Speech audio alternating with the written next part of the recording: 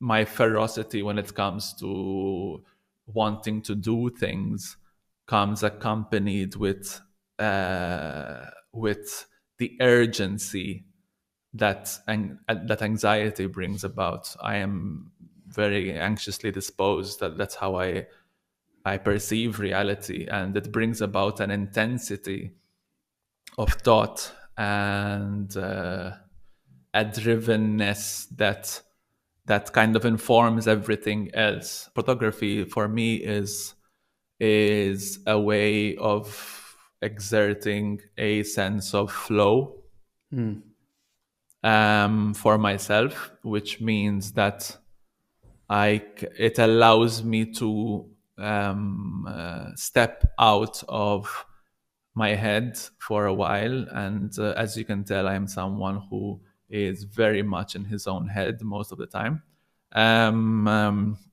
So what I mean to say is that I, as far as I can, I don't go out there with the idea of shooting something.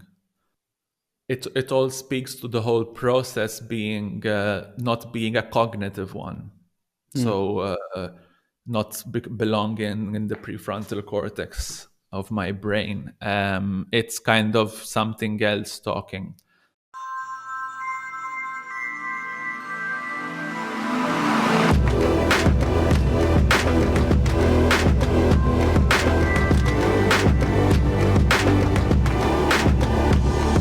Welcome to the show, Nigel.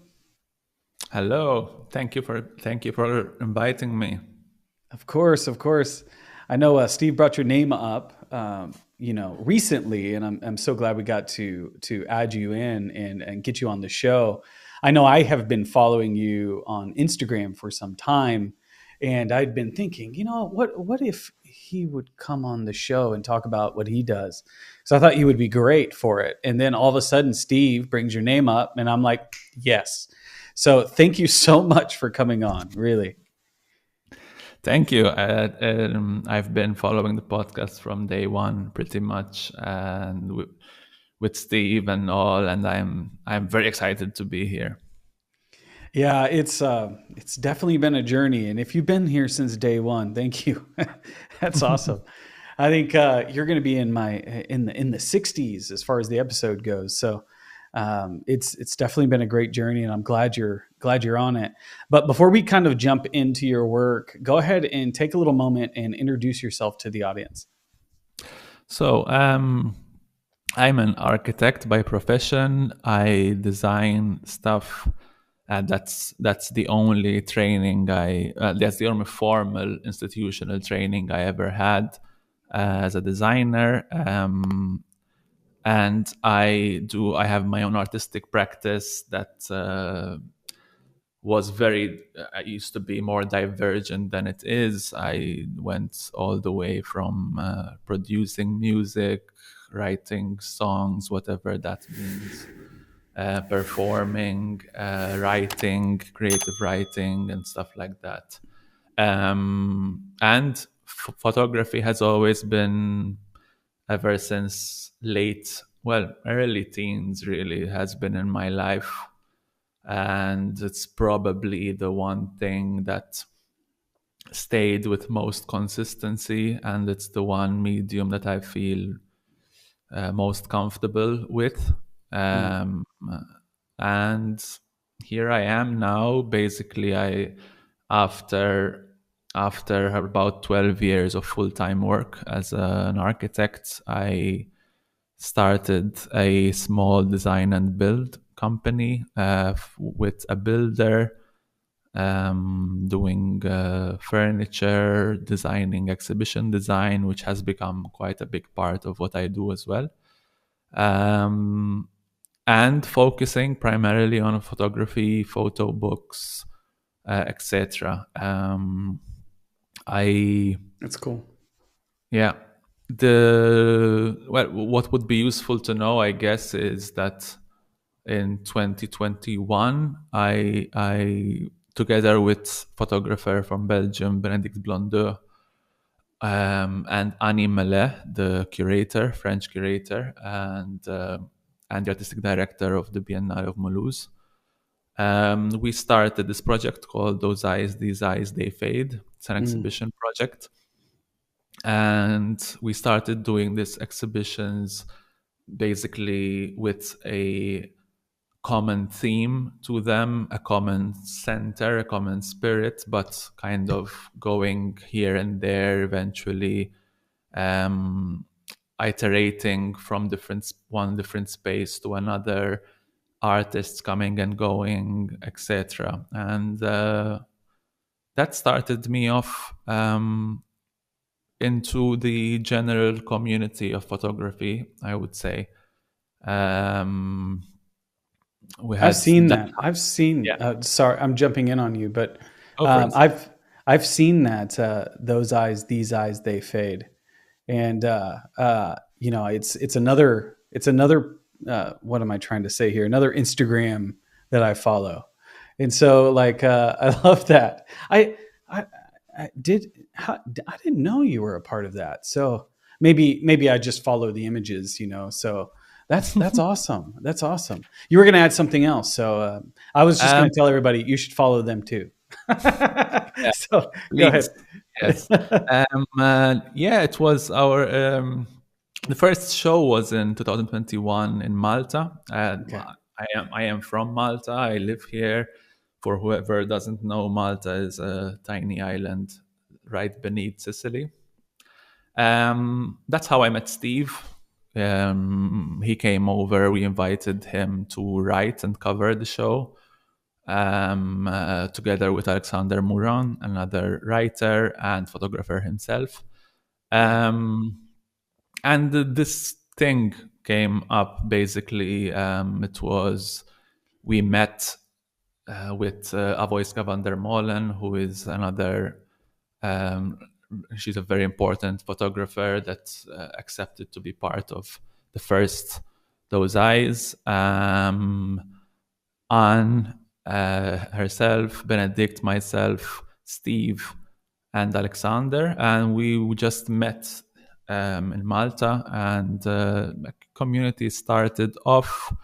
Then Steve was still curating back then the Ragusa Photo Festival, and that was like a couple of weeks after our opening. And he told me, yeah, you should come. It would be fun. And awesome. I just got my car and I went to Sicily. And there I met Jenya Fridliand and Tim Carpenter. I had a review with them. We spent a couple of days together. It was a lot of fun. They basically told me about the long-term program, the year program of Penumbra Foundation. There's a 1-year program for photo books in New York by correspondence online. And I applied. I got in 2023. And that was another incredible experience where I met a lot of heroes of mine and the photo world. And I showed my work to a lot of great people. I went into the photo book world because I came up in the exhibition world. I only knew exhibitions here. Photography, the end goal was always a space, an exhibition. So I was kind of initiated in the whole photo book world. And I worked on my own work and photo book during 2023. And it was an amazing experience. It was there that I met Raymond Meeks, who was one of the examiners of our mid-year thing. And we invited him to the next Those Eyes, These Eyes, They Fade in France last year for the Mulhouse Biennale, and he joined us, and that's what happened. And and ever since then, basically, I've become I made a lot of friends among people who I've admired for a long time. So It's wonderful. I'm in a position that I wouldn't have thought was possible for myself. It's really quite great. A lot of those names I know and have been on this show. So Oh yeah, yeah, I recognize a lot of those people. Wonderful, wonderful people. I would love to talk to Raymond Meeks too, but it sounds like you surround yourself with some great people for sure. completely. Yeah, and I'm like super curious. I want to take it back on you a little bit, and so Go for it. I want to go early. And were you always a creative person? Were you like a creative kid? Were you what was this something that was always there? Because you're not just doing photography. You're also dabbling in making music. You're writing, and so these are all creative endeavors, and so that has to come from somewhere. Were you or did you find that later? I'm curious. And in I architecture, it's creative as well. So it's well, I guess there was, for as long as I can remember, there was always this yearning for. There was always this pressure in me that needed to vent in some way, and also I needed attention. I needed a lot of things. I was a little kid. I was and yeah, I mean, it was always in my head. The creative part, I don't know, in the sense that it depends under what lens you're mentioning creativity. But there was always, I kind of always had this idea that there is something that I want to share that is, and but it was always very specific. It's not like I wanted to be. It's not like I want to be a creative or I want to go into the creative stuff. It was always the impetus was always like, wow, I have this idea for photography. I want to do it. Then I dove into music. Is a very, very, very important part of my life, a very big part of my life. So is reading and stuff. But as soon as I got into music a lot, suddenly I want to do this. I want to get into this. How do I do that? And I started. Yeah, I think creativity, in a sense, is more of an expression of the tenacity of wanting to do something, even if I didn't have the skills. Some would say I still don't. um, uh, it's about that brainless wanting, that brainless curiosity of yes, this is something I want to do, and whatever it takes, I'll do it, and a sense of urgency as well, I would say. And that was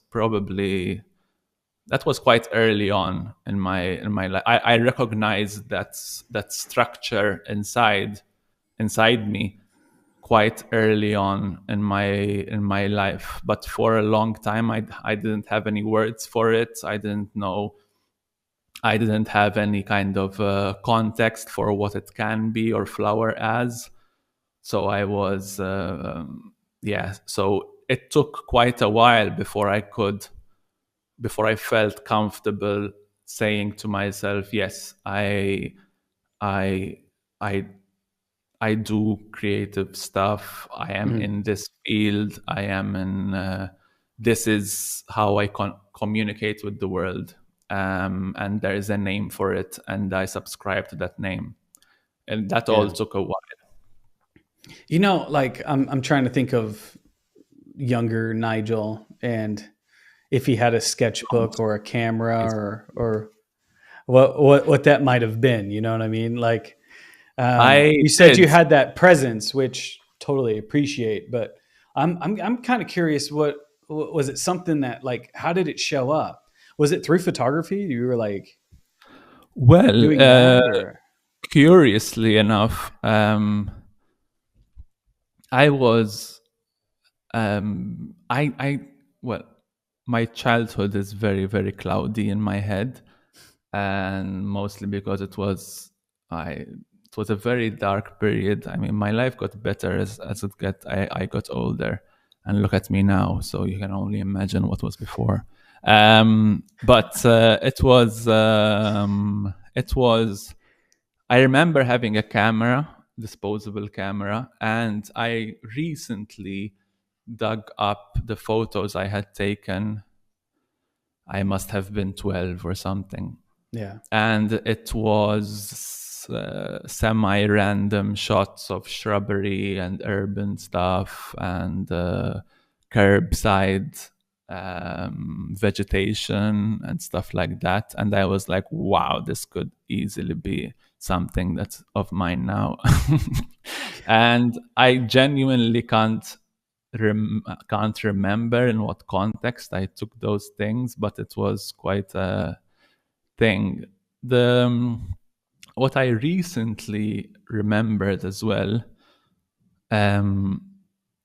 is this very, very early thought in my head that like I was saying, my childhood is very patchy in my head, but I couldn't have been more than 9 or something like that, and I was looking at I was following the TV, and I was looking at Tom and Jerry, and there was this use in Tom and Jerry of invisible liquid. So they would basically, it was a jar of thing that you would put on something, and that thing becomes invisible. And I distinctly remember thinking, wow, that's crap. That can't be, because how does the liquid know when to stop making things transparent? How does that liquid know how thick the object is? How does that liquid know where the other end of it is, such that it can make the thing transparent? How does that liquid know that you're not trying to make the skin visible, but the whole thing? And most importantly, how does that liquid know how to distinguish an object from another object? And I distinctly remember this line of thought in my head. And looking back, basically, I didn't evolve much. That's the kind of way that I think. And so you still watch Tom and Jerry, is what you're saying? well, I'm just no, kidding. I'm with don't. you on that. I don't really, but I mean, I'm not saying that I'm over it. I mean, I am a big, big fan of Pixar, and I'm a big fan of Toy Story and all the others. So, but I can yes, see who thinks that as a kid. You know, come on. yeah, How practical is this? How does it know what's behind it, and when does it wear off? You were asking all of these really good questions. The thing is that I'm not saying this in the sense of bragging of how sharp I was. I'm saying it in the sense of that was the flavor of thinking that I would basically, that's still at the fundamental level of how I process the world. After that, I remember thinking a bit after, saying, "Oh, how stupid I was." Come on. I was thinking about the object being invisible, but how about the hand that was putting it on? The hand wasn't invisible, and so this doesn't make sense from the get-go, and I didn't even notice that. So I was calling myself stupid for a long time, which is also big part of what of my trains of thought. So yeah. The way I see that is, it's, I really struggled in the same way as you did in that regard. But I was always like dissecting things and trying to figure out how they were made. And I had this presence very early on that someone made that.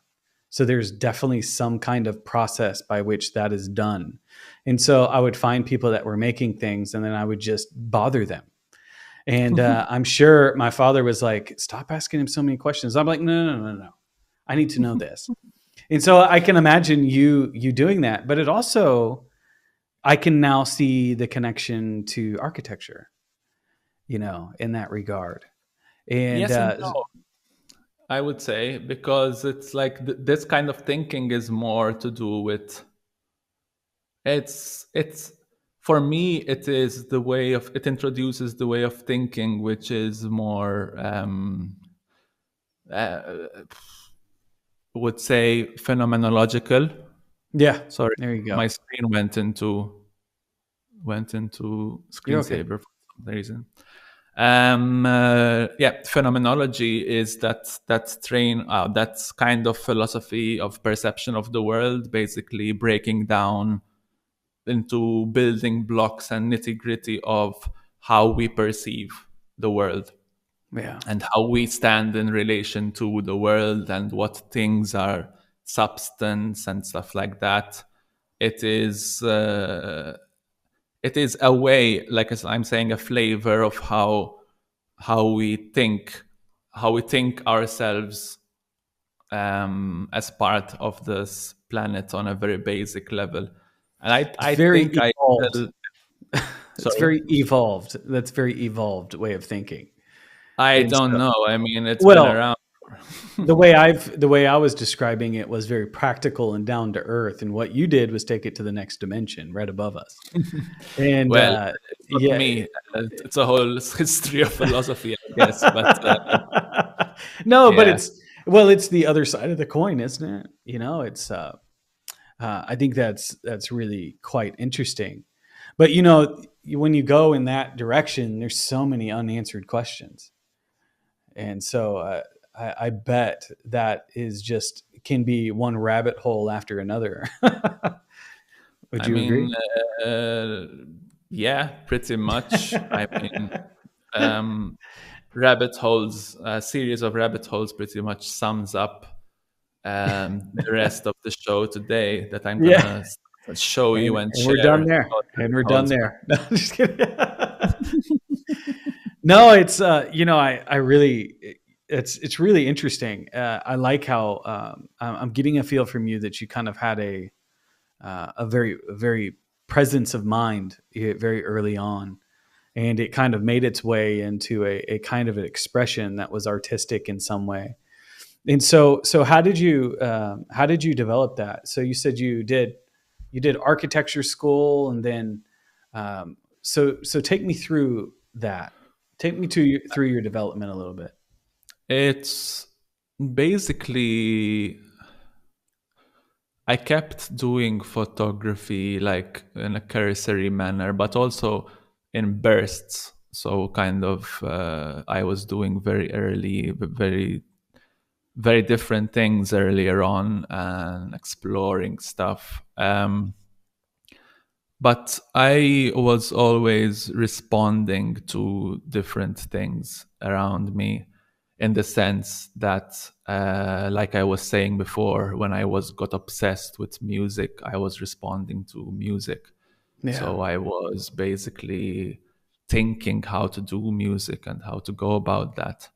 The whole state of mind thing I was talking about earlier just is just a flavor that imbues everything I do. Yeah. It's not, I mean, in terms of process in itself and in terms of the pathway, that's whatever you can term as a pathway. Mhm.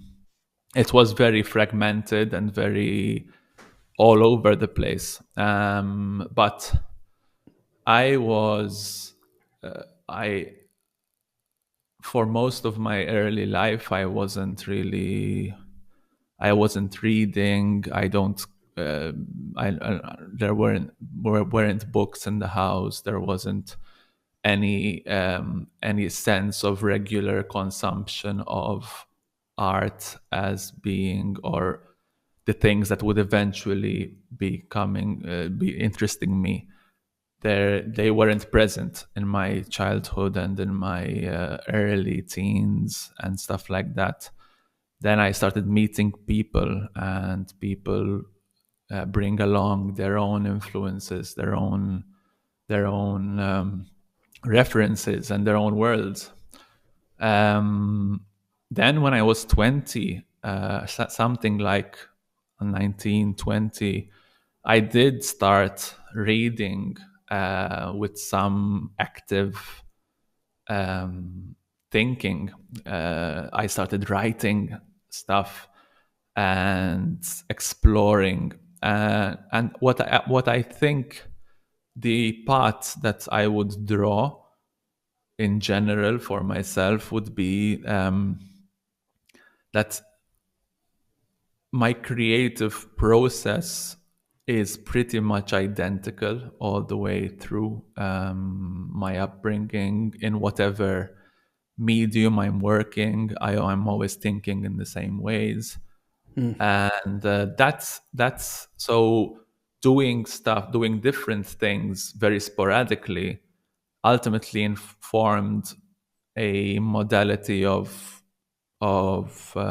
creative process which I can identify with now. But I think what changed and what evolved my thinking and my creative process was meeting mentors. Yep. And meeting friends. I have a couple of friends in particular. I have a friend, Maltese friend, Josmar Zoppardi, who was an incredible mentor for me ever since I was 22 or something. He introduced me to everything, and I became a voracious consumer of so many things: films, poems, literature, photography, visual art, architecture, everything. When did that happen? How old were you when that happened? So I would say circa 24, 23, 24, must have been something like that.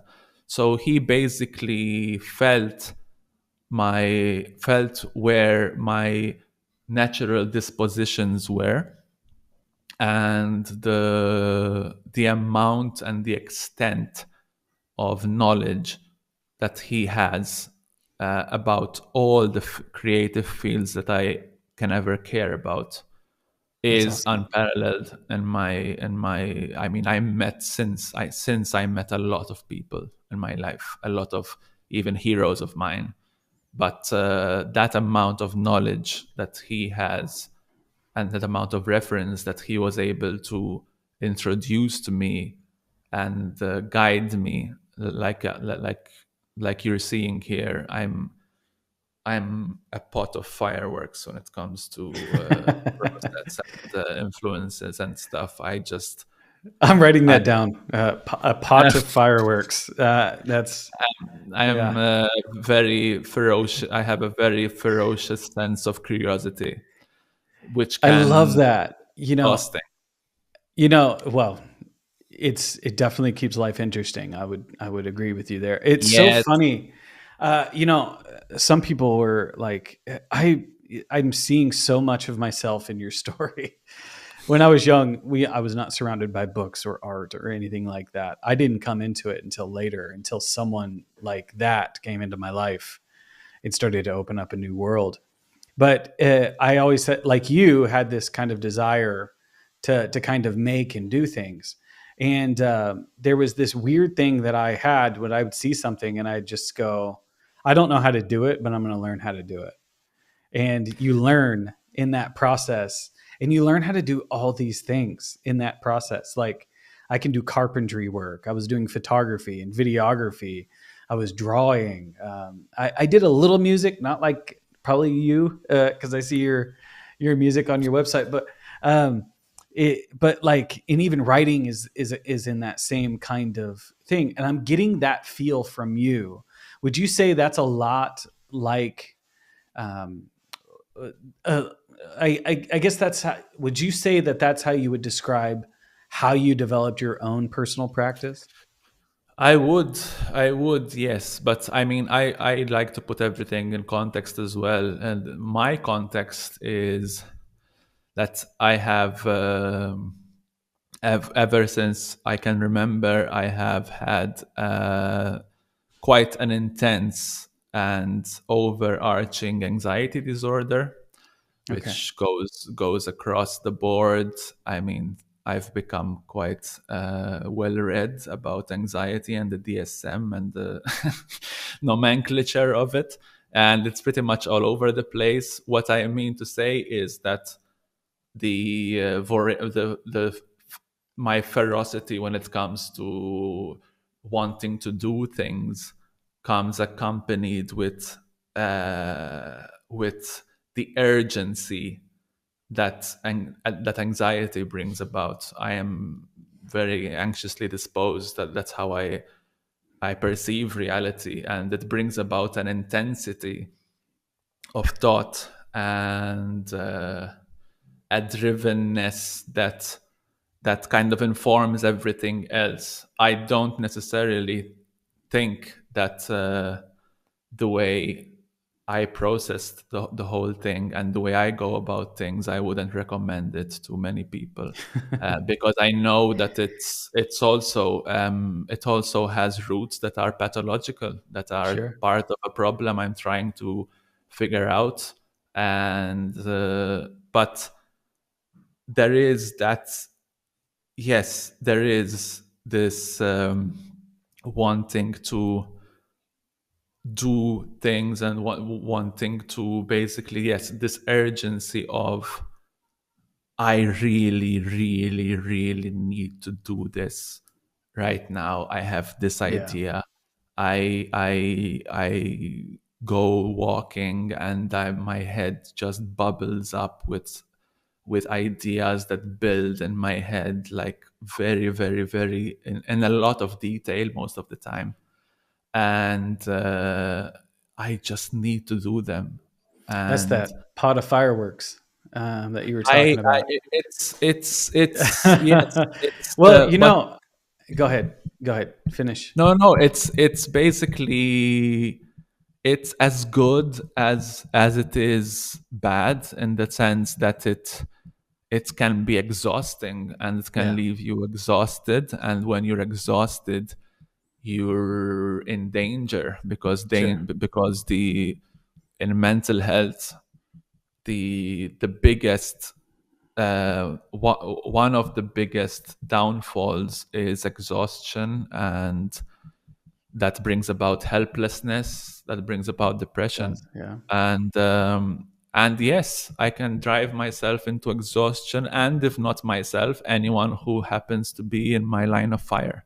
Yeah. um You're saying something I think that a lot of artists experience in a lot of ways, and especially the most creative amongst us. My mentor used to tell me all the time that creative people are the ones that suffer from anxiety and depression the most. And that creativity doesn't just extend into art, it's also in our mind. Anxiety, she always tells me, was anticipating a future, imagining a future that you don't want to happen. And then depression is reflecting on the past and using your imagination to relive it over and over and over again, things that you don't wow. necessarily like doing or whatever. And that our creativity is our greatest strength, but it's also one of the things that can take a lot of us creatives, a lot of us that actually use this artistic part of us. It can take us on a um ride. And when I realized that finally, when I'd been listening to her for such a long time tell me that, and I was in an art history class, and they were talking about the Renaissance and this idea of melancholy becoming a subject matter. And I was like, oh, we've been doing this forever. All of us have. And so I didn't feel so alone, but I can also see how, if you have that kind of anxiety, that creative energy being pushed into forming a kind of a almost a manic state in some ways, you know what I mean? That energy needs to be put somewhere, and art is a great place for that. And so Yes. that's fascinating to kind of hear. It also probably gives you an incredible drive. It's Yeah, yes, but the kind of drive it gives is also, I can be mean, too much. I Yeah, I can what I can, I mean, I've experienced this all my life, so I have yeah, a lot of workarounds and a lot of different thoughts about it, and I can only hope to be ambivalent in its regard, and saying that it is both very good and both extremely bad at the same time. It is all of the things at the same, all of the things at the very same you're time. exactly right. It's not bad but good. Yeah, It's yeah, good, and it's yeah. like, but well, the whole, what anxiety is and creativity and stuff like that is a very big topic with me, It is. and Yeah. I Well, don't. it's a big topic in general, but I can tell it's something Oh that. yeah, Yeah, yeah, yeah, it's, well, I could talk about that for 5 hours, and because just only also because it's a big part of my default settings as a human being, gotcha. and I have um a disposition that is sometimes about some things, well, selectively extremely analytical. So I've hyper analyzed myself, the workings of anxiety over me, and I mean, one of the projects that the series, one of my earlier series that I might introduce later, was pretty much speaking to that very thing. I mean, yes, anxiety is a big part of many people's resting state. Mm, However, in my experience, and given that I have so much history about it, I get a lot of people and friends that, as soon as they experience something of the sort, they come to me. yeah. So I came to a lot of experiences, and anxiety has a different. Anxiety is very specific in character. Yeah. So I wouldn't say that anxiety is necessarily a part of creativity or a part of the creative mindset. I would say that creatives tend towards the anxious predisposition, just insofar as creativity and the creative person tends to be the one with a finer sense of sensibility Mm, to the reality around them. In general, um, we have a sense of things, and we are more sensible to the things happening to us. We are less guarded. We are less, quote unquote, well adjusted, mm, which is another way of saying guarded against everything else. And that sensitivity, yes, of course, is in direct correlation with anxiety, because if mm. you're a very sensitive person, it's very likely that you've experienced a lot of anxiety in your life. As you said, this is one of those topics. It's as I said before, I relate to a lot. Um, as far as that stuff goes, it's I'm no stranger to any of those. Mostly depression and anxiety. Good. However, it's Not good. Was it, well, it's just something. It doesn't ever go away. You just kind of learn how to coexist, I guess. Um, and that's the best way I can say it. But at the exact same time, I try to I try to handle it in my way. So let's kind of dive into this this this direction of, what kind of subject matter do you find yourself attracted to when you're making photography or doing your work? What do you find yourself photographing? How do you photograph? And I know you had mentioned in some of your early work, it was kind of on this idea of anxiety.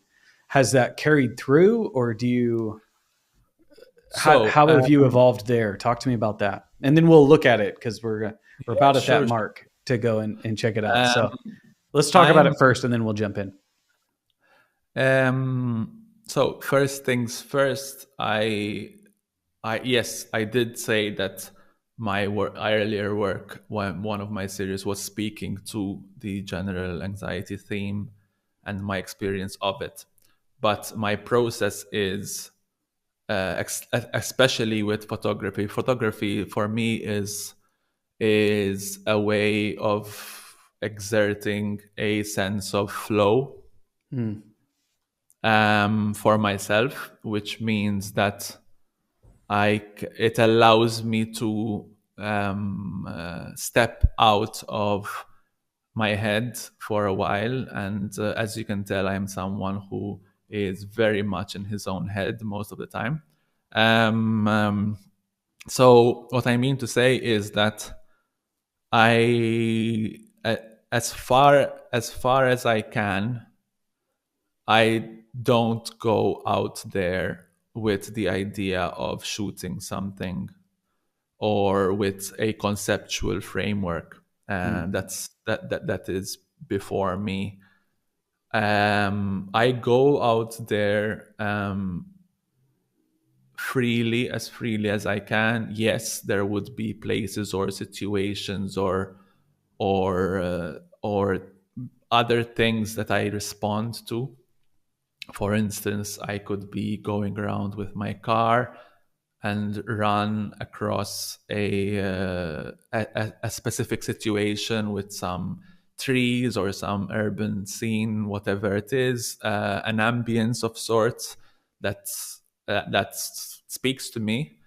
I go and shoot. I go and shoot, and shooting, which I shoot digitally mhm, nowadays. I kind of had a stint of shooting film, but digital shooting is very soothing to me because, like I was saying, I am very easily frozen by anxiety and the anxieties of the networks of thinking, solipsistic thinking of, do I really want to shoot this? I have like 30 left. Do I really need to shoot this? Um, if I am shooting, I just need the idea in my head that I can shoot as much as I want, and I don't need to care about it. I just need to shoot. And eventually, during my shooting, I do care, and I do avoid taking a lot of shots. But it's it all speaks to um, it all speaks to the whole process being not being a cognitive one. mm, So not belonging in the prefrontal cortex of my brain. It's kind of something else talking. I'm not going into subconscious or whatever, but so I shoot very freely. I see photos, I take them, and that's it. Then I go home and I see the stuff I shot, and I edit very basically. I take out the stuff that doesn't feel right, and I crop a lot. That's part of my thing. I crop a lot of things, especially because sometimes the tools I have, the lenses I have, don't allow me to shoot specific things only. So if I want just that piece, I will crop it. I'm not precious about cropping. And then I leave them there, and they stay there, and I shoot more, and they stay there. And then I start the editing voice in my head is very, very different, very distinct from the shooting voice in my head. The shooting voice is better off not cognitive. The editing voice starts bringing a sense of structure, a sense of not theme, but a sense of spirit to a collected work. I think the best example would be, when during the long-term program I did the LTP by Penumbra Foundation, the long-term year-long course. I went in with some images that I had a basic framework for. All I knew in reality was these images make me feel in a very specific manner. Like, when you're in a for anyone who's been in a band or something, the band is practicing and jamming, and suddenly someone hits a chord that for some reason feels amazing, and I have no idea why. It just felt very right. So I stop everyone and say, what was that? And he was like, it's just an F minor. Yeah, but it sounded great. And somehow that very chord is then the beginning of things. And I don't know what that chord means or that chord is trying to say. All I know is that I can, in the spectrum analyzer of my brain, I can identify that peak, and it resonates with me, and I feel I can unpack it. I'm drawing some connections here, and I'm gonna so it sounds as if what you have two parts to what it is that you do. You have a very kind of flow state kind of approach to photography. You kind of eliminate as much as possible and just allow yourself to just make pictures or make images. And then the second part is it kind of reminds me of a Rorschach test. What are you seeing in all of this? And then you kind of bring it all together in some kind of sense. What kind of patterns do you notice? Patterns, basically, I like this process of the long-term program I did is it's pretty much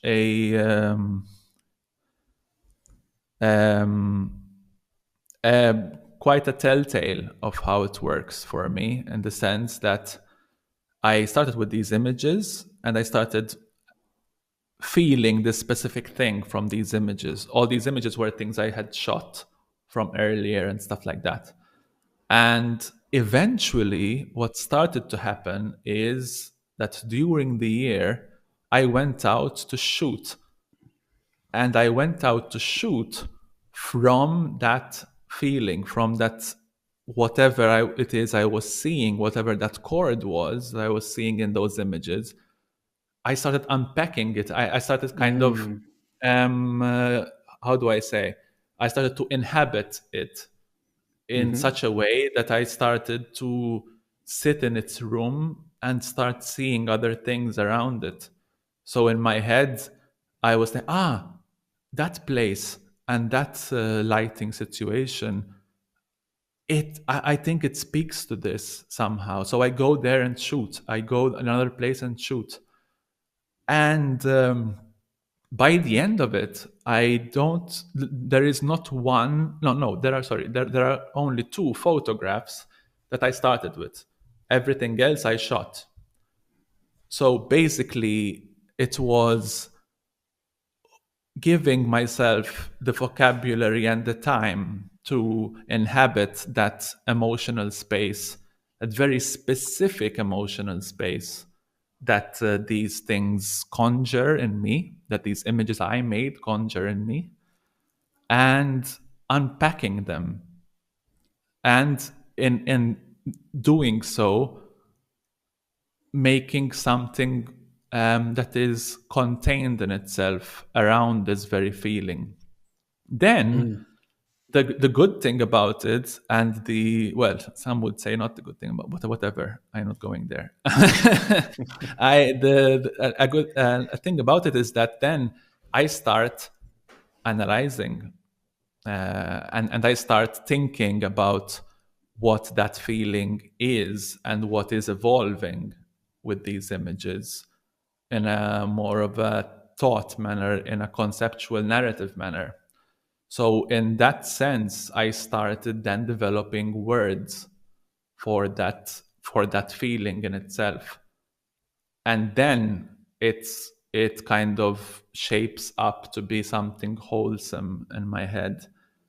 It happened with that, and it pretty much happened with all the series that I think that I can think about. Even cases where I went in with some pretext in my head, of conceptual pretext in my head, ultimately it always ended up the other way around. But all right, we gotta look. We gotta look. We gotta take us in. Let's take a look now. I think this is a good time. All right. Yeah, share. Let's share. Well, I'm going to start directly with this one then. So this is the series that I used for the first Those Eyes, These Eyes exhibition. And this is called Fog. With these images, again, when I was taking... I'm sorry, can you blow them up or no? Can you click on them and make them bigger or no? Okay, see if that works. Yeah, that'll be okay. Yeah. So what happened here is that I was abroad and I was taking photographs, and suddenly I ran into this idea in my head of a way that I wanted to take photographs. And I started just taking a lot of photographs. A lot of time passed, and I started thinking what it means to me, this language, this visual language. And then I started giving it names, and basically I ended up with this. So basically, the way like I was saying before, basically when I include text in my series, when I include text that accompanies the work, what the text ideally in my head is doing is not speaking into the work. So it's someone external, someone kind of an external overdubbed voice that is speaking into and about the work, but it is a text that springs from the mind state that the work is in a way. So it speaks out of the work. So basically, this is my conceptualization of it, where I liken this language, these images, to the mechanics of how I experienced anxiety in my life, in the sense that what it does a lot to me when I have these very anxious periods is that it forces me, it kind of takes up so much energy for me, like physical, physiological, and mental energy for me, that what is left to me to experience the world, to have my own experiences, is very, very limited. So I end up processing the world at a much lower resolution. So kind of, if we had to, if we had to bring about this analogy, it is a very poignant analogy for me. You know, in photography. I know that literature and writing is actually pretty important to you. Do you feel like do you feel like in a way your images are kind of like writing poetry? Woof. I would be very careful of saying things like that. I I'm don't just know. curious.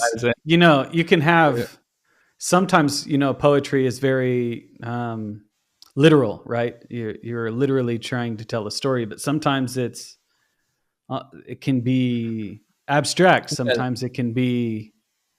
what I do notice, and what came up in interviews before and stuff like that, is that in my work, I'm never trying to, if you put it that way, I'm never trying to say everything or describe something in its totality. I am always trying to say very small things in a way that I am trying to tell you the little I know about a very big thing that I am very aware of not knowing. Mm, So in a sense, I am alluding at something. I am not describing it. I am not. I am not. It is basically doubt. So poetry is a vehicle of doubt, but not in the sense of being ambiguous about things, in the sense of acknowledging how little one knows, but how well one can describe something that they don't understand. mm, And that is, in that sense, an analogy I would use. But here, that's all of this I'm saying comes way after the photos were taken and collected and stuff like that. But the anxious self processes, in my experience, my anxious self processes reality at a very low resolution. mm, And low resolution, what it does is that it makes it very much harder to distinguish one thing from the next, to discern depth. So you tend to see everything very urgent and very flat, and you don't get a sense of perspective of issues in your life and your literal mental landscape. You stop discerning things and perceiving things in their own perspective, but everything comes very flat to you, and kind of it takes effort to distinguish things, to discern reality, to discern your own personal reality. And that in itself is, for me, if I had to describe my own experience of anxiety and what kills me of it, is pretty much that. that Do you think you object to the comparison to poetry because it's a little bit too romantic? Not at all. I mean, poetry, I've said this before, poetry is the highest form of human expression for me. And And so much of this, it's to me, and I don't want to insult you by any means, you know what I mean, or say something. This seems very please do. poetic.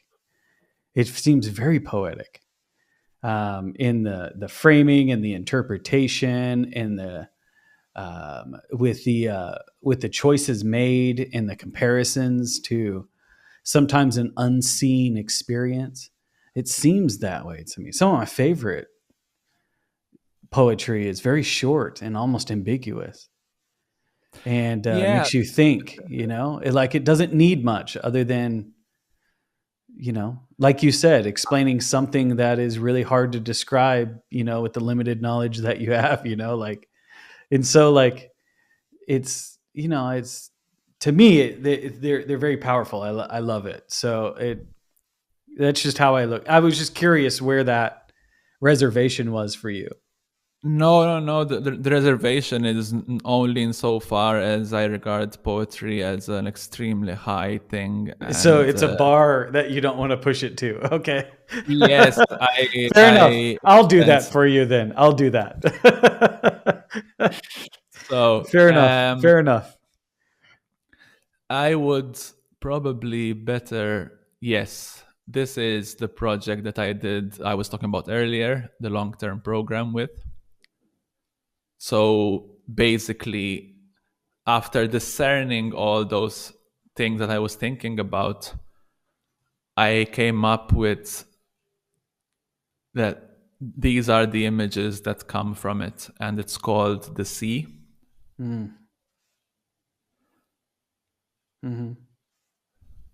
And what it is a collection of images that for me speak to the ambivalence of my perception. I mean, whatever of reality, in the sense that they are images that feel not distant and close at the same. Sorry, not distant but close at the same time, but distant and close. There is that difference that for me is very important. They feel warm and cold at the same time. They feel kind of, there is a lot of contained distances between the qualities that they elicit in me, and that is something that I've developed as kind of a process that spoke to this within the images. Do you? What was attracting you to? It seems like when I was looking through these, I noticed you find trees and stuff like that. Was that a symbol you were playing with, or was it just something that? Yes and no. Yes, pretty much. I mean, well, there's a lot of.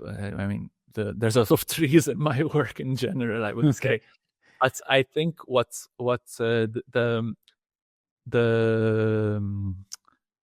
finer thing would be the connection with urban reality, which is what I'm familiar with, which is what my imaginarium, whatever you want to call it, is made up of. If I had to distill this series into two images, one of them would be this one, which has no trees in it. Exactly. I asked you about trees as soon as we land on one without. I thought that was funny. That's perfect. So there is this patch of light here. Yeah. That is incidental light. That is daylight filtering through I don't know what. And there is this closed portal in the stone. And more particularly, you can see that the spot of light is actually reflected in the humidity in the wall itself. So that patch of light comes regularly enough such that that part of the wall is drier than everything else. And I don't know what it is about it. I have no idea, but something there spoke to me. And basically, the centers of gravity of this work would be that one and this one.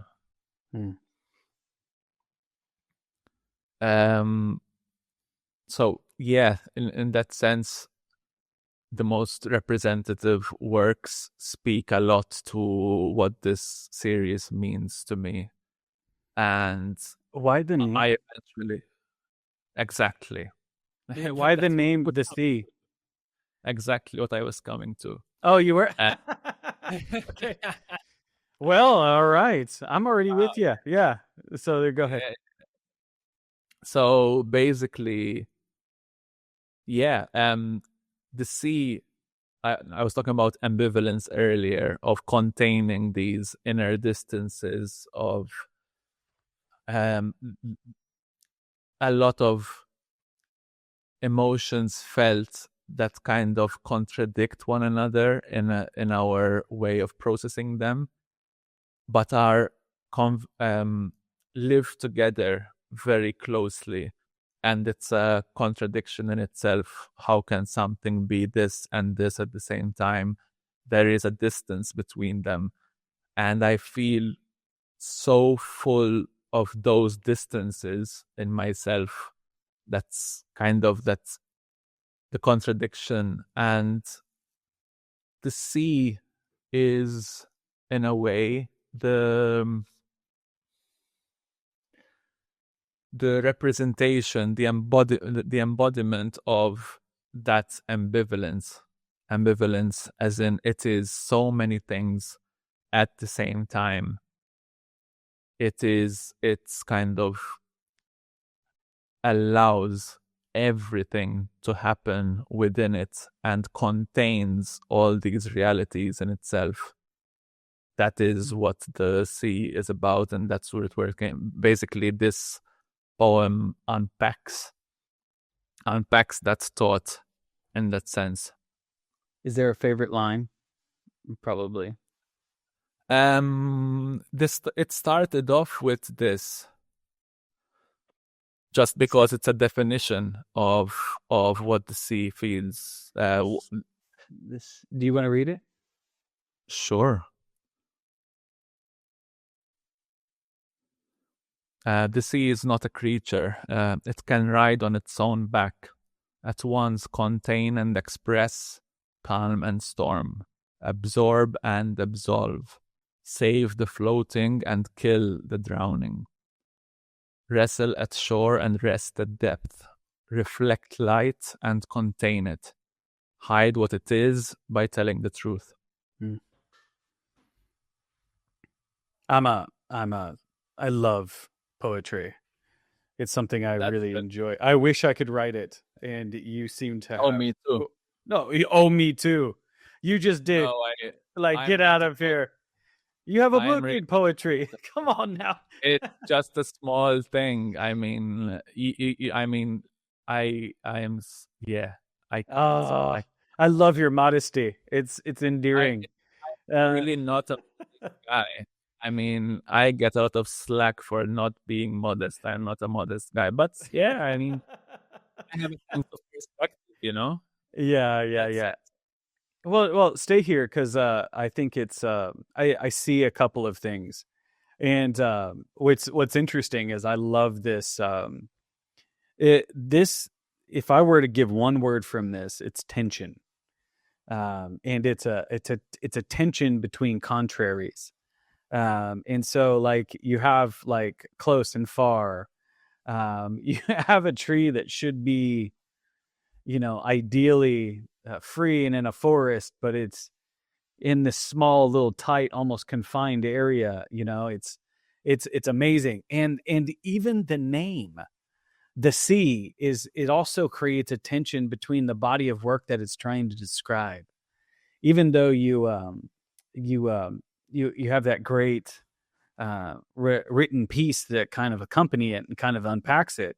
It really does kind of tie things together. Now, when is this another example of it's not when you're writing, it's not something you wrote into the work, it's something that came out? Would you say it's the same? Pretty much, yes. I mean, is that how most of your... Yes. Okay. I mean, because I'm asked often as well, kind of the text doesn't tell me anything about the work. It doesn't kind of augment, it doesn't explain, it doesn't give me context. And I don't think it's meant to, in the sense that I don't want it to. I mean, the work ideally should contain itself and should express its own thing. what I want to create is creatively embody the spirit of the work, not embody in the sense inhabit the spirit of the work, because I am in it, I am expressing it, and give words to it and speak out of it. And that is what it does as well. I actually prefer that. Yeah, when people write too much before they get into it, it almost colors the work too much. That's what I prefer. So you're doing exactly what I like, but it doesn't mean that's what everybody likes. But I'm a big fan. I love even that one image on the track. It's every bit of this is just this idea of tension. And how much does the word pressure does that mean anything in this series? Like there's a pressure almost. There's a I almost feel the tension almost in the person making the image. And so there's a kind of pressure as well. And so I don't know, does that resonate with you at all, or is this just me looking too far? There is a pressure and there is a tension. Definitely tension. Yeah. I take medication for it, and I trying to think, trying to deal with. Well, yeah. No, but in a way, that what I wanted with this series and what I see in this series, that's why the whole ambivalence theme is, yes, the tension, but at the same time, the composition, the tonality, the presence is very in my head. It is very restful at the same time. Yeah, there is a lot of rest with the tension, kind of cohabiting the tension in itself. And I'm trying to find a particularly restful one, and I'm failing miserably. But in that sense, that is what I'm trying to get across here. That tension and peacefulness and kind of the restfulness can be not part of the same thing, but can actually inhabit the same thing at the same time. And that is it kind of the spirit I am after in this series. It resonates with that thought. Yeah. And that's how I can best put it into words, I think. Yeah, well, you're talking about two opposing forces like the tides in the sea. Pretty in much, and out, yes. in and out. Yeah. You're talking about a cyclical thing, which is it's so true. It's like the sea is like I was saying before. The sea is can be extremely rough in its surface, but in the depths of it, it is extremely restful. But it's still the sea. It's still the same thing. It's still the same spirit. It's still part of it. And that is what's magical about the sea form. Of course, I am Maltese. I live on an island. The sea has been part of my life. I'm so jealous. I would love to go there. I would love to go there. Please, I will come see you. I will, definitely. No, what I was going to say, though, is... What's that? We can share the tension indiscriminately. There you go. No, I had a good point there, but I lost it. But it's it makes a lot of sense. But no, I was going to reflect on one of my favorite lines in what you wrote, which was it could save the floating, but it could also kill the drowning. And wow, that's so good. That's so good. Get out of here. That's like, to me, I'm like, that is. It's so true. It's really, really, it's really, really good. All right. Well, you have some other stuff you wanted to show us too. So let's. Oh yes, sure. Yeah.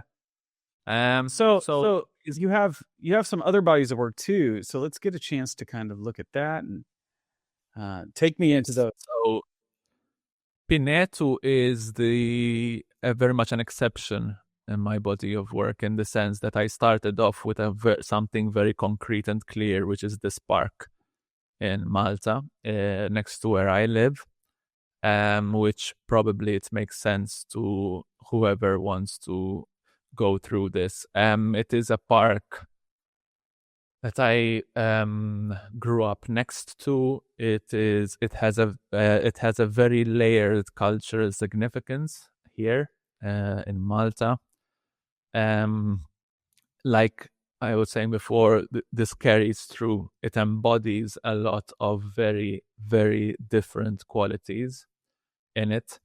It started off as a fortification glacis, which for non-architects or history nerds means refers to the outermost part of glacis. Oh, sorry, of fortifications, i.e., the very flat and barren landscape, such a way that it's meant to allow view from within, kind of to see everything. So the enemy cannot hide. I can see for hundreds of meters, and so that's how it came about, the formation of it. Then, in the 1933, during the British ruling in Malta, the British apparently heard about some insurrectionist gathering, i.e., people starting to get ideas about having their own republic, and the British didn't like that. And it was happening partly also in this area here because it was open, and it was very close to the capital city. So what they did was they planted the whole place with pine trees, flooded it with soil, and planted with a random grid, not random, but a very rational grid of pine trees, which you look at the geometry of it, it doesn't make sense at all. It's literally someone just putting a grid to ironically obstruct view, to literally make it in such a thickness that it's impossible for big amounts of people to congregate there. Over the 20th century, it was used for partly recreationally, but also mostly in disuse anyway, because of because of its nature. Towards the 1990s, the heroin culture in Malta took over the place because of the government clinic that was next to it, giving out clean syringes. So this place became literally the hub of heroin in the whole island. So it was filled with people using heroin, and well, we all know what that means basically, and what that entails. And then at the same time, another group of people started using this place, which were male cruisers, they would be translated, which means a form of prostitution, male prostitution, which doesn't involve any economical exchange, any money or whatever. So it's people that are that want to engage in sexual activity, homosexual activity in that sense, and this place became a respite for them and a gathering spot. And in a culture, which is the Maltese culture, extremely Catholic, extremely conservative, especially back then also, these people who were isolated in their own house, most of them had families at home. and everything else, the whole heteronormative situation, found a sense of community in this place. So I grew up with this ghost of a place that's no one ever told me to not go to, but I just knew that I shouldn't be going there. And ironically, during COVID, a lot of foreigners had no idea about the history, what to say, blah, blah, blah. They started to use it for picnics and stuff like that. So you would basically see, I would walk by there and I would see these regular cruisers in a line on the path, and families having picnics with their kids in front of them and stuff like that. The place kind of absorbed the double life that these people had been experiencing all their life. The place absorbed that now. And I thought it was a very poignant moment culturally. And I started taking photos with a 500 millimeter lens, which is a lens that people spy with. Yeah. Spy They do bird watching too. So. Exactly. I was going for the birds, but well, you went right to spying, but mostly people use it for bird. Ultimately, it is a lens that's you use when you don't want anyone who you're shooting or anything you're shooting to be aware of your presence. Yeah. You has to be there, yeah. But I just used it for the trees, really, and kind of in that way, I inherited the way of looking that concealed that how do you say it, that illicit, covert way of looking without explicating, showing people and stuff like that. So you come out of it feeling this sense of looking, of this kind of looking, without knowing why or how. That was the thing. This is an exhibition. The last exhibition I did was in France. Those Eyes, These Eyes, second edition. It's a setup I designed and stuff for this specific series, and this is how I presented it. That's awesome. Do you have any like images that we like close-ups of? Oh yes, or just installations? Sure. Is that all you have? No. I prepared something. I actually prepared. Oh yeah, that was smooth.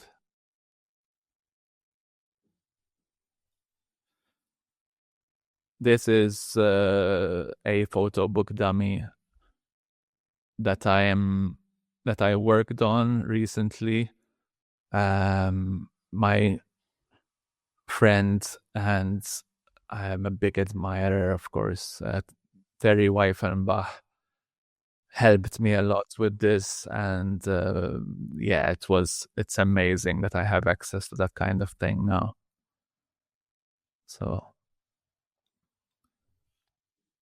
it's a very peculiar project for me, and it's a very special one at that, because I have a lot of personal history with it from childhood and stuff like that. I started going there again just because it's on the way between my place and my mother's place. So whenever I go there, I walk by. Yes, that's what I was talking about. This place is in a slope. It's in a very hard slope. And it doesn't really make sense for pines to be there. I mean, it's very weird, and it's they feel alien in there. And you can tell by the way that they grew. They grew in all sorts of weird ways, and with wind and stuff as well. And the kind of the place absorbed the cultural reality that it inhabited, at least for me. Did you enjoy using the 500 lens, the 5mm? I'm a big fan of zoom. I mean, a lot of my fascination with photography involves a zoom lens. So yes, well, it did put my life in danger because people saw me very frequently walking around with that lens, and of course, one would assume the worst. And so I did have to space out my visits.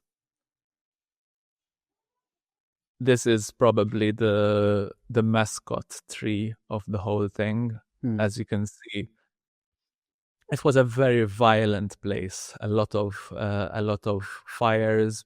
People would break fires there. A lot of violence on the trees, broken and stuff. And this is incredible because it's a tree that was broken at some place. Then it started growing downwards, and then it curved back up. It's there's just something about it that I don't know what it is, but it just speaks of resilience to me. Yes, yeah, yes, it's and, like yeah, go ahead. Yeah, pretty much. Resilience is a very good word.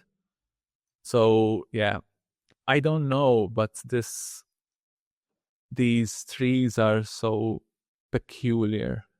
Very well, and I appreciate the context for the slope, because that can change things, and then also wind. Do you have extended periods of wind? Oh yes, Malta is extremely windy. It is. That explains it a lot. Yes. It's a very dry. It's a very dry wind, and it is windy. I had a book called Heaven's Breath, the anthology of wind around the world, and Malta's wind. One of Malta's winds is mentioned, has a chapter in this book. That's how windy Malta is. Wow. It makes a lot of sense. Do you think with a lens like a 500, and the only reason I'm bringing it up, I rarely ever talk about gear on this show, but there's a particular characteristic of that particular kind of lens being so far away. Does that, I know you kind of mentioned it a little bit, but did that distance also kind of help you as a creator? Do you think it played a big part in this? And do you think it kind of even plays into that early history that you're talking about, putting these trees here to kind of obstruct a view, almost to create a kind of distance just by the growth of trees, like, do you think that kind of mirrored all that? It just felt appropriate? Talk to me a little bit about that. It felt very appropriate. It's just on the surface of things, in the sense that what it does optically to the images is very peculiar and very particular. They feel very compressed. You get this sense that it's like that you're looking at a very, very, very tiny part of an extremely big thing, which is in front of you. And that, I mean, thematically and everything, it's just so relevant to this whole project. You can see the slope here. Yeah. It's so yeah, that was one of the driving forces of the whole project. But yeah, these trees are just incredible. Yeah, they're almost alien. Yes, they feel like they shouldn't be there. Yeah. Again, probably because they shouldn't. Yeah. Again, this feeling of things shouldn't. there is the whole carried sense of this shouldn't really be happening. This shouldn't be here. This is something illicit going on, even though I can't put my hand on it. Like, yeah, it's amazing. Yeah, I like It that has a lot. That image there is great. It Love has that. a pull. Yeah. So yes, Pineto is probably the most recently exhibited project I have, and I am looking to publish it. Well, if anybody out there is a publisher, you're getting mock-up right here. So there you go. Oh yeah, pretty much. Can you see the guy here? I know I have a few people actually that are. Go ahead. No, you can go back. Go back. You're moving too fast. Well, would you say you did research on it, or is this something you just knew? Oh my God, that word again. I never know what to make of it. What, research? Yes. Is it just a story you knew because you lived there, or is it like... It is a story I knew. I mean, it's not a kind of... Because research is... I did my research by photographing. That is the modality of research that I did. Yes, I did research about the place, about facts, and I got people to write about it. And I kind of went to speak to people and try to verify certain facts and etc. But I am a staunch believer in the view that the modality that artists have of researching is doing their work. Yeah. I think research is a loaded question. Oh, yes. I think it's become one of those terms that means so many things that it means nothing. You are a poet, I can tell. Oh dear. No, it is true. Look at that. Yeah. In the sense of you're kind of exploring your place, and I love the story that kind of accompanies it, and the history behind it. Now, understanding where these trees actually came from, it does help kind of add then there is the big ending, which I was kind of creating suspense for.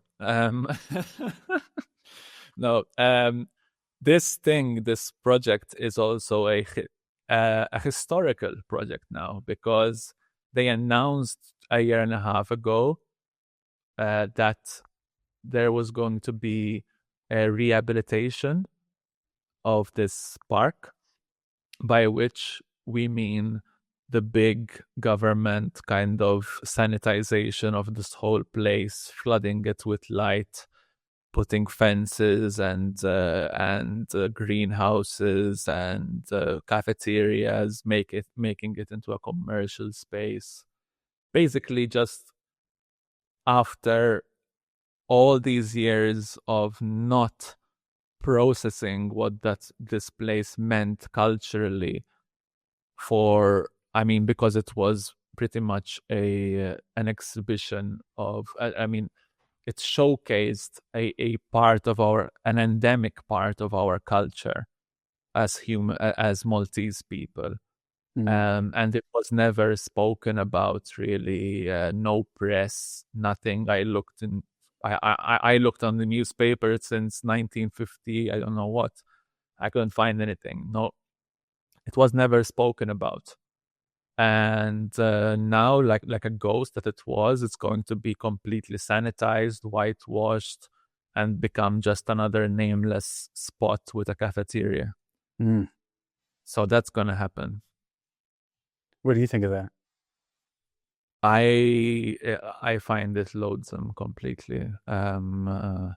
Firstly, even on a basic level, as an architect, what they're proposing is just a commercialization of the space, a capitalization of the space, and not in the interest of it's literally it's quite literally an effort for the sense of denial that is so endemic as well to the Maltese mentality of this never happened. This was something this was a fluke in our history. No one needs to talk about it. Let's whitewash over it, and that's done. And we'll make a nameless place like everywhere else. It is well, yes. I think the right words would be, it is an expression of qualities of local governance that I have very big problems with. So c'est dommage, hein? En français, it's a shame. well, yeah, no, it's definitely it's definitely interesting. I think I love how you have a way of putting together a series.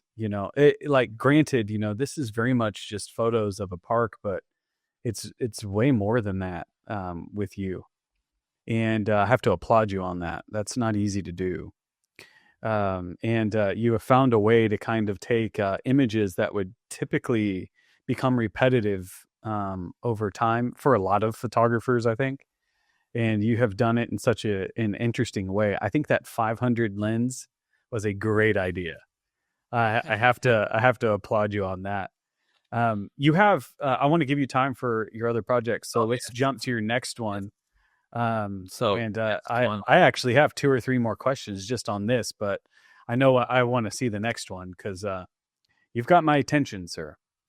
As you itch. So this project that I'm going to show now is my next exhibition. I don't know if it's my next exhibition, but my first solo exhibition is going to be in Korea, in South Korea. With That's Press, which it's a dream come true for me. I've been a huge fan of theirs ever since I went to Paris Photo for the first time in my life. And I showed them the work, and they liked it. And the director asked me to do a residency, a month-long residency there, and have a show in their own museum, which is blows my mind. And we decided to go with this series, which is one of the latest things I did. So talk to me a little bit about it. Tell me a little bit about where it came from. Where? Go ahead. I think these are photos that I took mostly in Germany and when I was in a specific trip. I don't know why I started taking photos, and I immediately noticed that I was onto something quite different from anything else I did, in terms of energy, in terms of spirit. I didn't know what it is, so I kept just shooting and shooting. And then I started putting I put things together. And it's called Promise Letter, correct? It's called Promise Litter. Litter. Yes. And the can't help but make that mistake. I apologize. No. I've done it like 4 times in my head, even though I read it correctly. No problem at all. It's so funny how that works. So I'm trying to find now because the text to this thing is, I don't know if I'll manage to publish the text because it's from quite a famous Italian author called Primo Levi. Yeah. So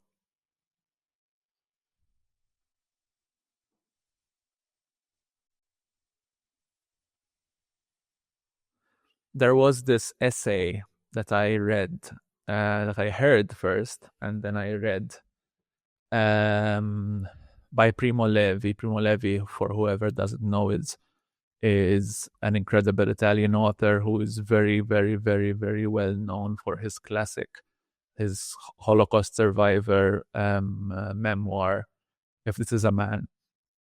It's one of the most big classics. But then he went into this other publication.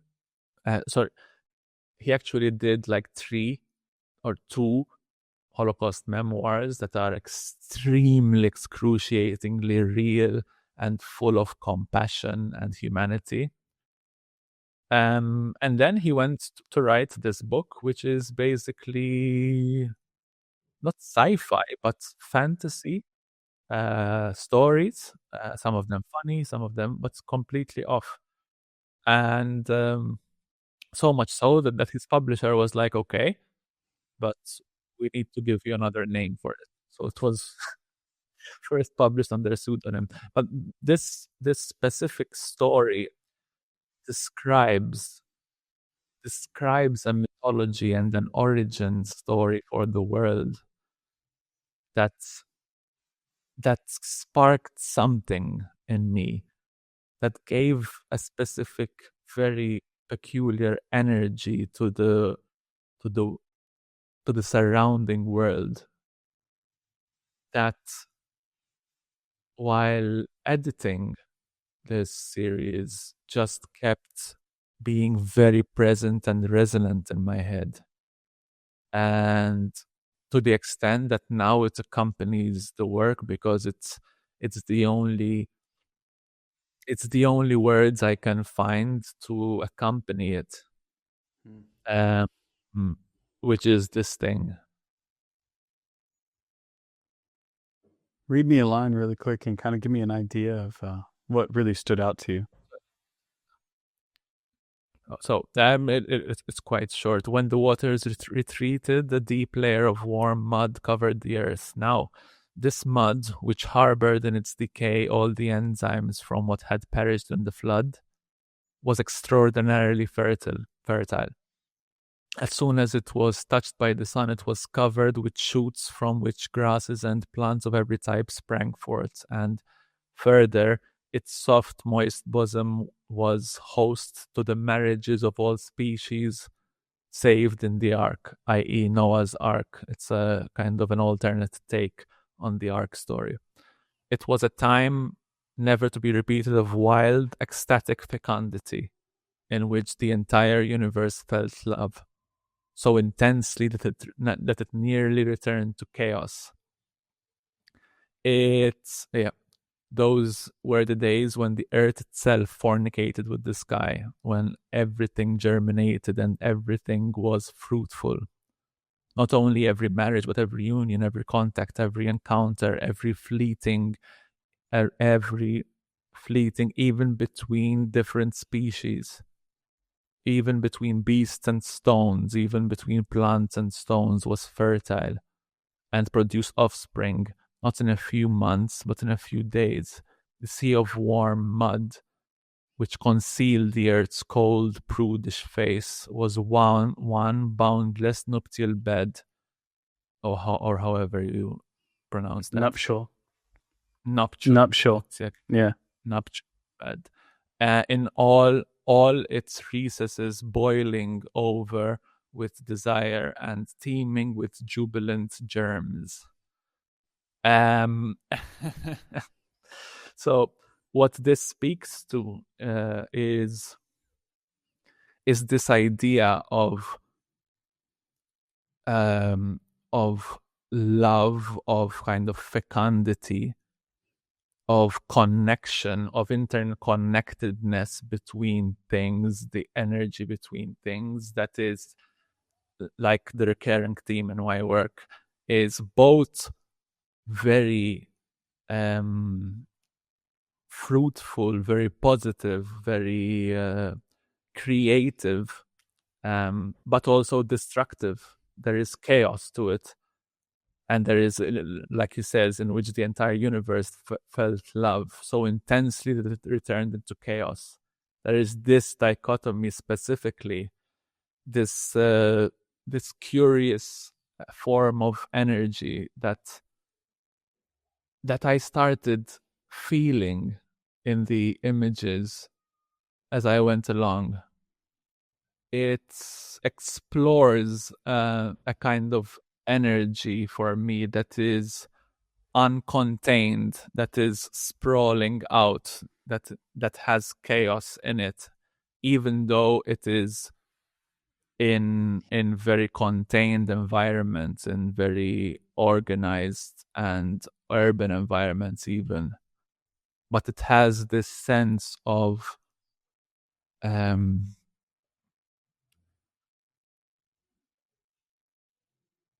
it has this sense of being dynamic, being reaching out, an energy that is looking out and reaching out of the frame. It's not restful. Mm-hmm.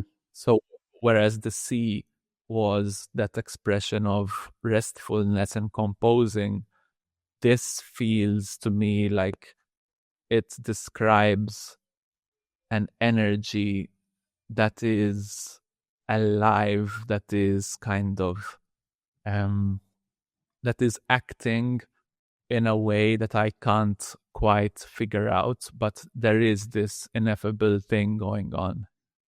One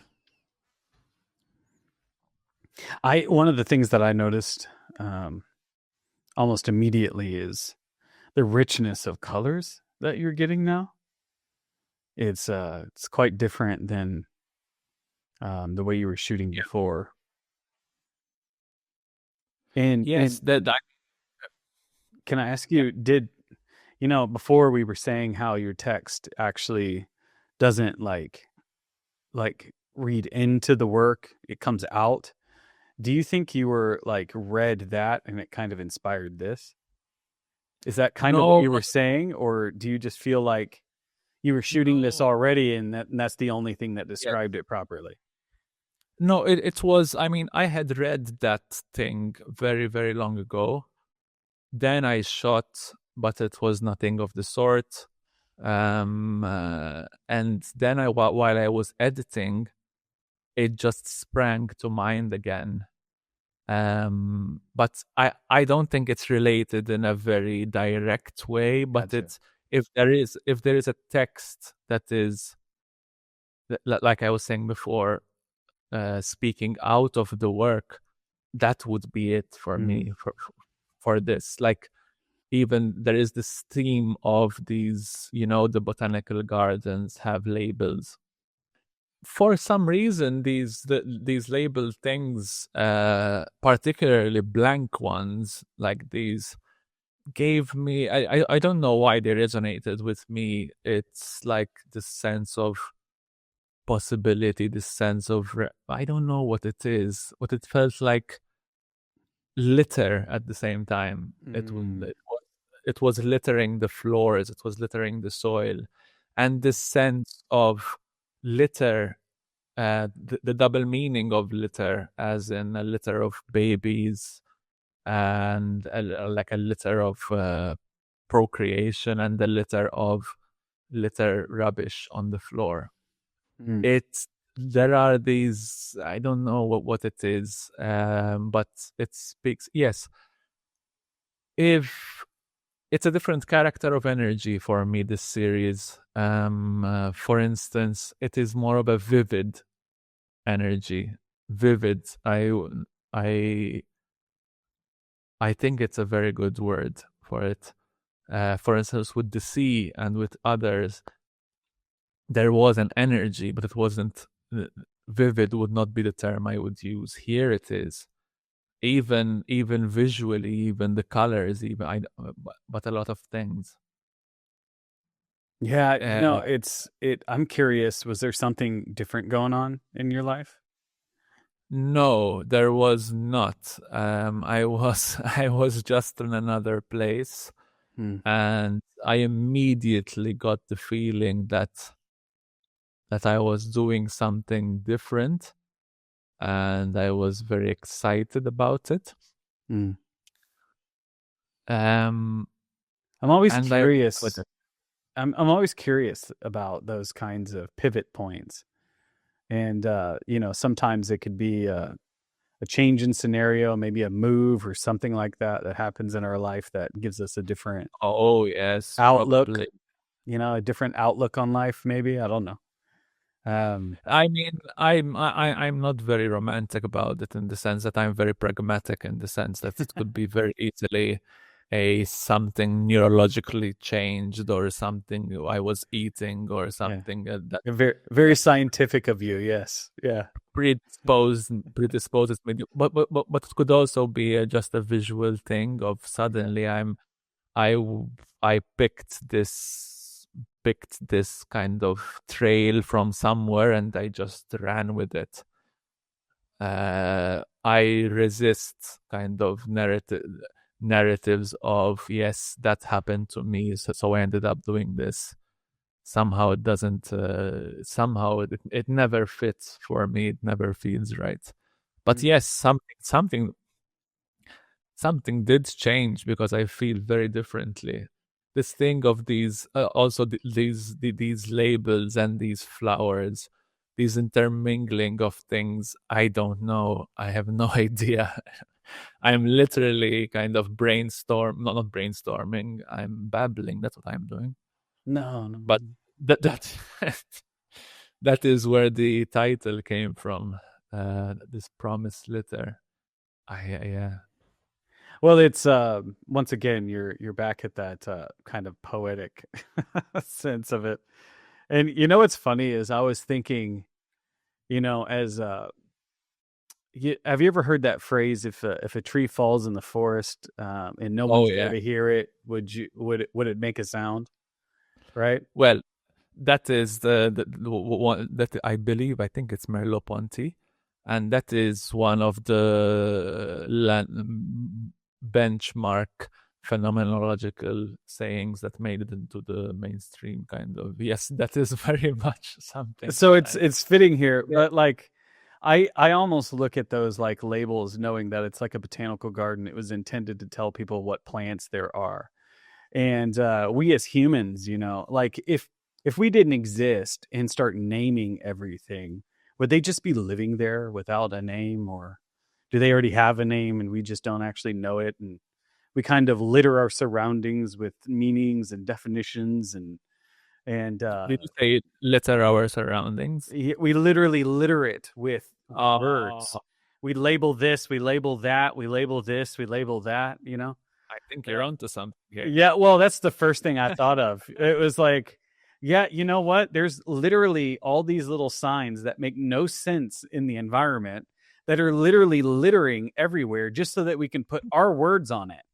And so like give our definitions to things. And that is something that we do, isn't it? I think so. I think so. And it's, but I don't know. In this, for instance, in this image, the reason why I would have taken it, and I'm literally going into the nitty gritty of my thinking here, I wouldn't have taken this image if there were flowers here, but nothing here, or there were just shed petals here, but no flowers here. For me, the fact that there are both, that is what speaks to the series. I don't know, I can't find any more words for it, but that is something about that. There is, yeah. It's definitely a big deviation for you. And then the whole black and white photo here. No, there are more. There are more. There are more. It's just the first one I've seen. So, and then you switch to black and white. That's interesting. Why did you do that? I have no idea. No, and different coffee. There's different coffee that day. That's what it was. I knew it. No, the reason I even with Pineto, I switch between black and white and color could be one of three things. either narrative in the series, in the sequence, so it feels that there is a rhythm that it would contribute to, or it's an emphasis thing. So like turning it into a black and white thing, the emphasis becomes that texture there and the tonality of it. While if it were in color, you would be looking at it very differently, and the emphasis would be different. So kind of it depends what you want to look at, but these are all confabulations in the sense, because what in reality happens is I try it in black and white and I say, cool, and I go with it. Yeah, it just changes the meaning so much, once you switch to a black and white image. I wouldn't say thing, I would say emphasis. For me, it is very, very a much question of what you want, what you want to read out of it. It's a finer comb of reading that photography, digital photography, allows for. Mm-hmm. You have a very particular style. Like, I can tell a Nigel when I see it. Yeah, and now I can. So that's a nice place to be. I don't know if it is or not. For a long time, I was like, wow, I'm doing exactly the same thing over and over. But now I kind of live with it, and probably I care less about it. But yes, it's been since I started that. I don't know what it is, but for instance, these are very different photos from the others I've shown, but somehow, yes, they do feel very much mine.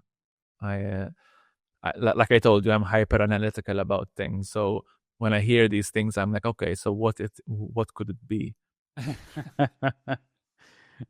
Well, it's number one, you're not, so many people when they go out into to nature, they are, trying to get that beautiful, picturesque, almost perfect shot of nature where you almost want to go there. It's got a great horizon line. Sometimes there's the sun, you get a full tree in the picture. But with you, it's like, stay away, don't come here. Well, yeah, well, kind of. Well, there's a distance, it's almost like a postcard. But with you actually do something where you kind of, you go in, and it's almost like certain things get your attention, and that's what draws your eye. I can't help but think about the anxiety that you had mentioned earlier before, and how that might even play a role in some of that.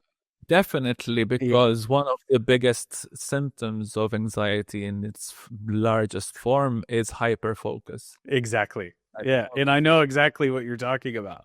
Yeah, it's like I can immediately see you going boom, boom. Like yeah. So, and so that's not a typical photo. That's not a typical image. And so it definitely creates a signature, for sure. And you've done such a good job of refining it that you're in a really great place right now. Oh my God. And now I'm getting scared. But yes. What are you scared for? Don't let the anxiety get you. Come on. No. That's it just is. It's just I hope you take that as a great compliment. I don't think we have too much time to jump. I know we wanted one more project to talk about, but I know it's a work in progress, so maybe I'll have you on next time for it. But is there any final thoughts on this? Any image in here that you kind of want to leave us with? I think there is, and I'm scrolling towards it. Somehow I want to end with this because I think it is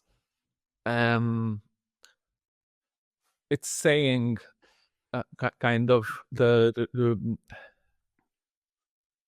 if this series was a structure that is sitting on pins, this would be quite a big pin in it. Holding it up, and it's kind of not. It's a bit counterintuitive. So it's like it is the flavor that discerns this project from other things I've done. So I think when you say it's a pin, it definitely stands out from all the others. You know, where, this one it kind of has its own identity in a way. What is that? Is that like a root or something? Yes, it's a bud or whatever it is. I mean, it is one of those. Yes, it's one of those bulbous roots that keeps on going under the soil and stuff. But it's like it's taken a strange form to it. Yeah, there is that kind of that sense of chaos in it, that sense of fecundity, that sense of kind of chaotic energy. That's it is this kind of thing that the energy that binds us together, this creation energy, has so much chaos in it, and that is what we have to live with. That it's in this, and I don't know, it's here. Well, it's without the color on it, you don't have a lot of context, and the problem with my screen here is that I lose that resolution, so it was hard for me to kind of figure out what it was at first. I've seen enough plants in my life to know that it was probably some kind of a bulbish plant, but at the exact same time, it kind of had what looked like legs. It could have easily been a frog figurine or something. You know what I mean? It could have easily been some kind of sculpture thing that was placed there. I don't know. But but to be fair, I did put this one earlier in the book, kind of, so it kind of preempts the thing and gives it a bit of context. But yes, I think you used a very good technical term there. Some kind of bulbous thing. I think that's well, I think I cannot top that. Well, I just have one more question for you, and it's the one that I ask everyone, and it's really kind of related to kind of advice for those out there, and not everyone wants to give advice, so I'll give you an option of 2 questions. Okay, first one being, what would you tell up and coming artists today? What if you could give any kind of advice to anybody that wants to be a photographer? What would it be? And the second one, which I think to me I enjoy a lot, is if you looking back, what would you tell your younger self? What kind of advice would you give your younger self to get to the place you are today? Take either one or both, whatever. I think it's the same answer for both, really. Nice. I think the only I mean, because these things are very tricky with me. I get and all these thoughts of I can't really give advice. I am an upcoming artist. I'm a struggling upcoming artist. There is no advice that applies for everyone. Blah blah blah blah.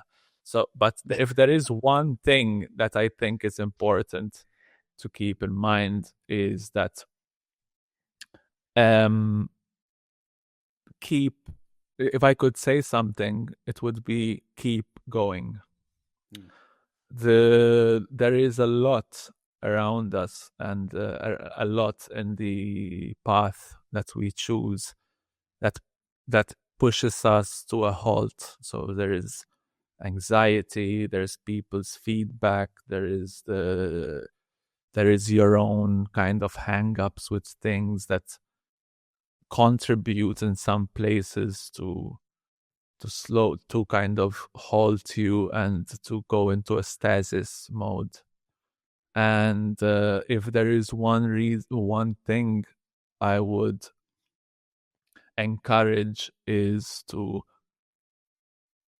identify that and like actively work against it or plain ignore it. Mm-hmm. You have to, I think it's important to keep going, especially when it gets rough and it gets difficult. Staying put will not make anything better ever. I love that. It actually reminds me of a poem that I read all the time. But there is so much wisdom in what you just said there about, you know, just kind of keep going. And while you were doing that, I actually pulled up the poem line, and it says, are you familiar with "If" by Rudyard Kipling? Oh yes, It's one of my favorites. I've probably read it my whole entire life, and I still don't understand it, some of it. good. But every once in a while, I'll read it again, and I go, "Oh, I went through that." But it was there's a line that says, "If you can force your heart and nerve and sinew to serve your turn long after they are gone, and so hold on when there is nothing in you except the will which says to them, hold on." That is what you were pointing to. Yeah, pretty much. And I love that. It's very. I think it's a very underrated idea, even in circles of mental health and stuff like that. Yeah. Yeah. If you look at all the down periods, it's periods of that frees you. Yeah. Depression does, like everything does. It's and it's so simple. It's beautiful. If you can just manage to keep going, it's such a great step forward. Well, yeah. Ironically, yes, pun intended. I'm a big fan of puns. Yeah. Good. Yeah, it doesn't work here as much, you know, because I'm in France and they don't understand my English puns. They're like, I don't get it. Ship. Yeah, I'm like, yeah, never mind. It's my bad humor. But to that point, I love that. I'm a big fan of what you were saying there, and I just gotta say thank you for coming on. This is the opportunity now for you to kind of plug how people can follow you or connect with you. You share your website, maybe even your Instagram. You can share any of your other projects. Just tell us how we can stay in contact and follow you.